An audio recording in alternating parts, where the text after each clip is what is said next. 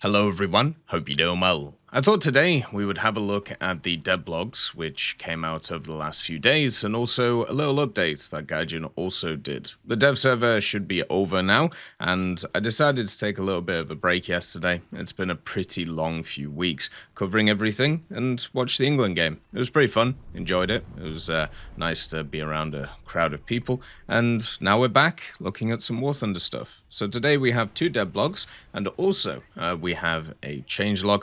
The changelog isn't huge, but it does fix a few graphical things, and hopefully that will lead to a bit more stability, especially for the Nvidia side of things. At least for me, the stability has been a bit rough in War Thunder recently. For some reason, at the end of matches still, there is a decent percentage chance where my video drivers just completely hang themselves, and then it goes to the hanger and everything's fine again, and then after about 5 games, the same thing happens again. No idea what causes it. I've tried changing from DirectX 11 to X12 and the other way around. I've got rid of my user hanger. I have redone my whole game, reinstalled it and everything. No idea what's happening. So my only guess is it has to be a driver issue because unfortunately every other game is completely fine and running great. So it has to be how War Thunder is interacting with good old Nvidia. So that kind of sucks. Anyway, let's get into the devlogs. As always, if you enjoy the content, make sure to subscribe and like the video. Let's get going. The first vehicle is the IA58A Pucará. This is a premium Argentinian aircraft, which is coming into the German tech tree, because as we all know, Argentina is just in the German tech tree in War Thunder. Why? Well, because they are. That's basically it. The justification that was given on the kind of dev stream about why this thing was in Germany was hilarious. They said it was because Germany and Argentina shared a lot of kind of prototype and prototype types of vehicles. And yeah, I mean, the reason why I think it's more likely that they're in the German tech tree is, I think the nicest way of saying it is cultural and historical reasons. But the other part is, of course, they share the TAM series, and the TAM series being based on the Marder chassis means that other vehicles are just kind of following suit. It just doesn't really make a lot of sense for the Pucara to be in the German tech tree, but also at the same time, the other problem with it is, if we're being honest, the only tech tree it actually makes sense in would be the British tech tree, and that would cause a lot more cultural issues, I think, would be the classic thing. Obviously, Britain won the Falklands War, and they ended up capturing a bunch of Pucaras, which were actually put into service in different ways in the RAF. This would actually mean that the only nation in the game to actually operate the Pucara would be the British. So it would be very similar to kind of the captured vehicles that we've seen as premiums before. Stuff like, for example, the Americans having A0, or stuff like the Focke-Wulf 190, which they tested after the war. But yeah, I feel like nowadays Gaijin doesn't really do that. The captured premiums are kind of an old idea, and if they'd done this with this new vehicle, there's still a lot of Argentinians who are quite annoyed about losing the Falklands War and still believe that the Falklands are owned by them. Unfortunately, they're wrong. When it comes to the vehicle history of the Pucara, in the 1960s, the Argentine Air Force was looking for a fleet of aircraft that were capable of countering insurgents and taking off from short airfields in rough terrain. In August of 1966, a prototype was completed at the Dirección Nacional de Fabricación y Investigación Aeronáutica, or DINFIA, which is a funny word to say, the aircraft factory there. To test it, DINFIA built a glider prototype, first flying on the 26th of December 1967. Following successful tests, a fully functional prototype was ordered, which flew on the 20th of August 1969. After a series of testing various engines, the first production aircraft flew on the 8th of November 1974 and were delivered to the Argentine Air Force in 1975. The IA58 Pucará first saw combat use against the People's Revolutionary Army during Operativo Independencia. It was, however, first used in mass during the Falklands War in 1982. Although these aircraft had little to no effect against British ground troops, two Pucara shot down a scout helicopter during the conflict. All Pucara aircraft that were involved in the Falklands conflict were destroyed or captured by British forces. Calling it a scout aircraft is kind of funny. It wasn't just a scout helicopter, it was actually a medical helicopter that was designed for casualty evacuation. So they shot down a medical helicopter. The IA58A Pucará was also exported to Sri Lanka and Colombia, where it saw combat during these countries' civil wars, and Uruguay. The last active Pucara in the Argentine Air Force retired in 2019 after proudly serving for 44 years. Today, one surviving aircraft is in Sri Lanka, and several captured examples are on display in British museums, and the prototype and one operational unit are in Argentina. The vehicle itself in War Thunder, I don't think it's going to have a huge impact. It's going to be a pack premium, but not a pre-order pack premium, so it'll probably come out when the update comes out, probably similar to some of the other vehicles that are premiums as well, so there won't be like a pre-order decal or anything like that, at least from what we've seen.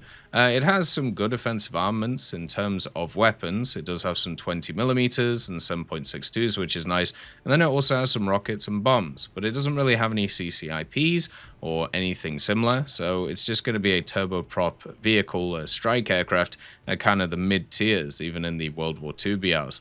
And the thing is, like, the vehicle can bring 1,000-pounders, which is quite nice, and it can bring, you know, all of the firepower in terms of guns. I just don't know how useful it's going to be in terms of the vehicle, because it's just not very fast or incredibly nimble, at least from what we saw on the dev server.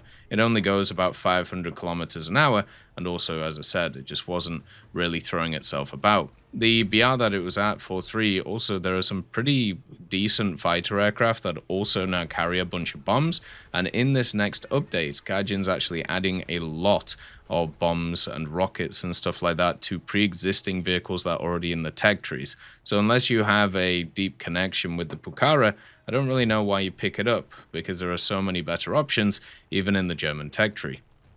The next devlog is about the Voodoo. The F-101C is coming in. This is a jet fighter for the US at rank 6, and what's ending up happening here is they're adding it into a pretty contested PR. You have 9.3, at least on the dev server, and this vehicle is going to join the ranks of stuff like the F-104s and obviously the F-100Ds. The history is kind of fun.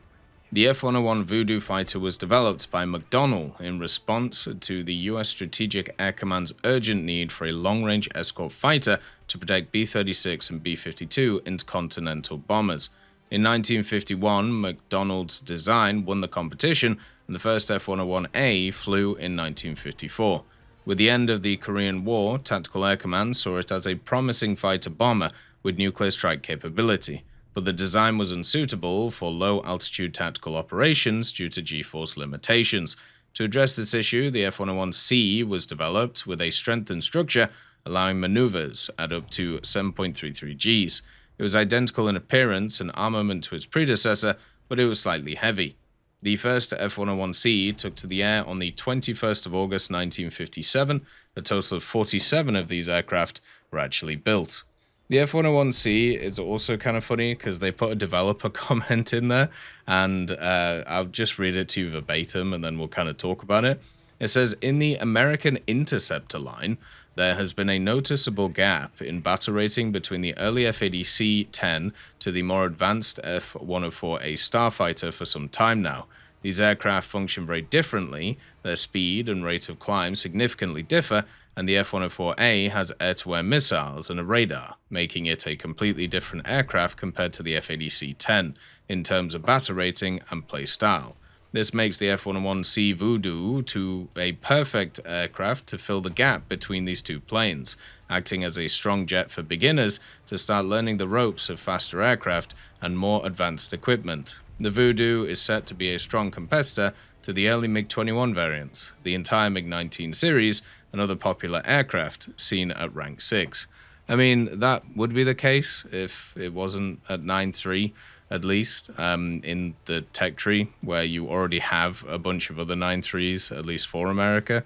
And at the same time, like, they could have put it in a different place in the tech tree. It might have made a little bit more sense, such as between the Demon and the F-8U2.